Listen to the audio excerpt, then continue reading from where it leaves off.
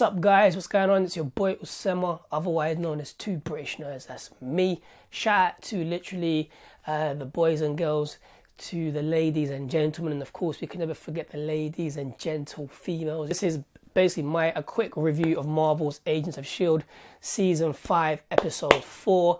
What I wanted to say was literally on about Marvel's Agents of S.H.I.E.L.D. What I really love about the show, and this particular last 4 episodes, you know, the show has gone so mature. I like the way the fight scenes. I like the way the scenes are shot. Even the colors, like the gradient colors they use, for example, throughout the whole show is very dark. It really feels we're moving into a very dark period. You know, 90 years in the future. These characters have jumped into the future 90 years, and everything is really gloomy and dark.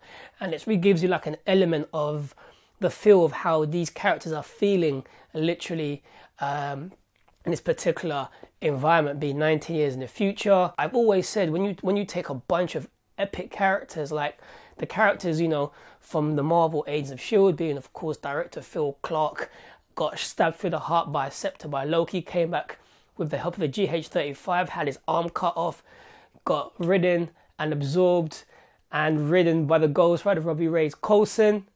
Of course, I had to say that, so cool, right? Oh, I love it. But when you take these characters and put them into outer space when there's no Earth, it makes it so much different. Like, there's so many things to experiment with. I really love this episode because for me, it incorporated much more.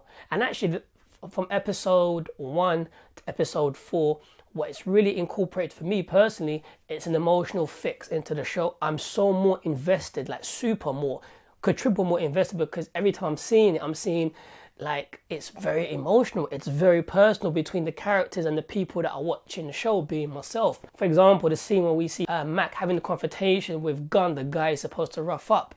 Then he finds out the reason that basically he hasn't got the money is because he's trying to fend for his kid.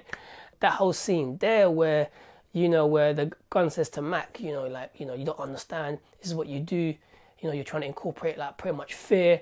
You know, how can you do that? You know, it's a baby. And when Mac realizes, he apologizes, and he goes, I hope you never become a father. You would never realize. And Mac just snaps and starts beating on the guy.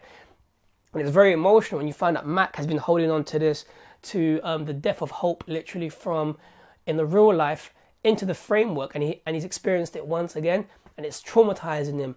Everything that I've seen in these 4 episodes for me has shown me the show's gone more mature, it's gone more darker, it's become more real, like more real than any of the past 4 seasons. You know, we still have the humor and the comedy, but you can tell it has a very mature vibe. This episode of season 4, man, like it was so emotional, like seeing Sky caught up, captured, seeing Simmons caught up, seeing the team, Mac, Yo-Yo, you know, Agent Rodriguez really trying to find out literally what's happening to Sky. How can they help also literally what's her name, Simmons, and try to find a route so they can fix this whole situation and get back to Earth. This whole episode has been totally epic, amazing.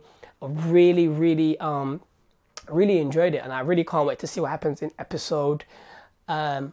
So that being said, if you guys like this video, if you didn't, smash that like button, click like, subscribe, tag your friends. Peace.